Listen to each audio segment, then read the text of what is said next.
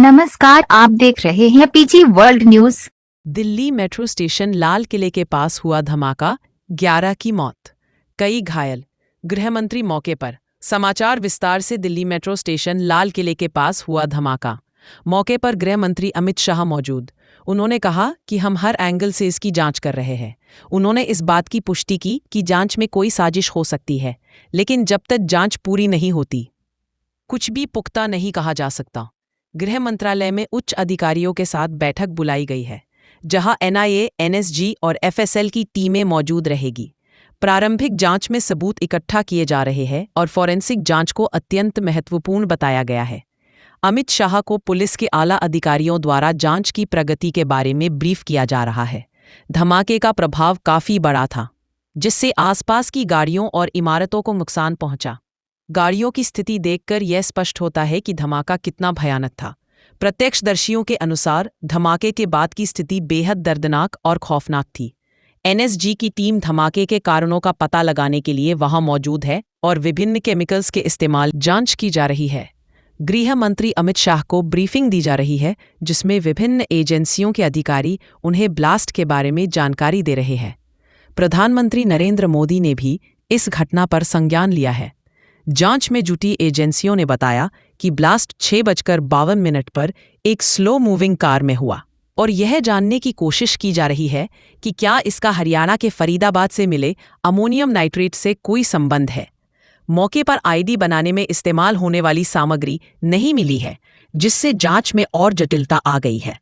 UP ATS की team भी मौके पर पहुंच चुकी है और सभी एजेंसियां मिलकर तफ्तीश कर रही हैं। अमित शाह ने कहा कि किसी भी एंगल को रूल आउट नहीं किया जा रहा है और यह महत्वपूर्ण है कि अब तक किसी आतंकवादी समूह ने इस हमले की जिम्मेदारी नहीं ली है। ब्लास्ट की तीव्रता इतनी अधिक थी कि इससे आसपास की कई गाड़ियां भी प्रभावित हुई हैं। प्रारंभिक रिपोर्टों के अनुसार इस धमाके में लगभग 10 से 11 लोगों की मौत हो गई है। जांच में यह भी देखा जा रहा है कि क्या कार में कोई खतरनाक केमिकल था।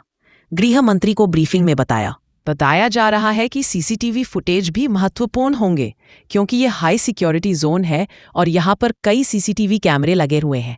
इन फुटेज से ये पता लगाने में मदद मिलेगी कि कार में कौन सवार था और ब्लास्ट कैसे हुआ। दिल्ली पुलिस और अन्य जांच एजेंसियां इस मामले की तह तक पहुंचने के लिए तत्पर है। हालांकि यह स्पष्ट नहीं है कि इसमें कितना समय लगेगा।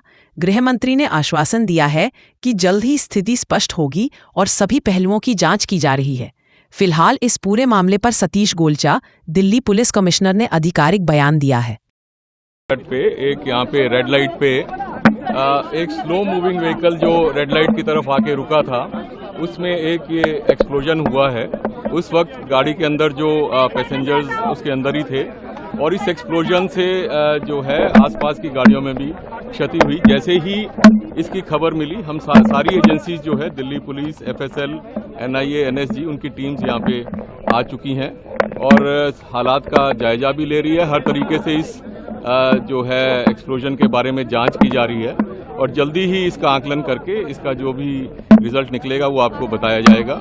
इस इंसिडेंट में कुछ लोग को इंजरीज भी आई हैं और कुछ लोगों की डेथ भी हुई है, तो वो अभी हालात का जायजा लिया जा रहा है और एग्जैक्ट फिगर्स जो हैं आपको कुछ ही देर में बता दी जाएंगी और सिचुएशन को रेगुलरली मॉनिटर किया जा रहा है और गृह मंत्री जी भी जो है उनसे रेगुलरली उनका फ़ोन भी आया था, उनको रेगुलरली ब्रीफ किया जा रहा है और उनको टाइम टू टाइम पूरी सूचना दी जा रही है और आगे जैसे भी हालात होंगे, जो भी नतीजा निकलेगा आपको बताया जाएगा। अभी इसको आकलन किया जा रहा है।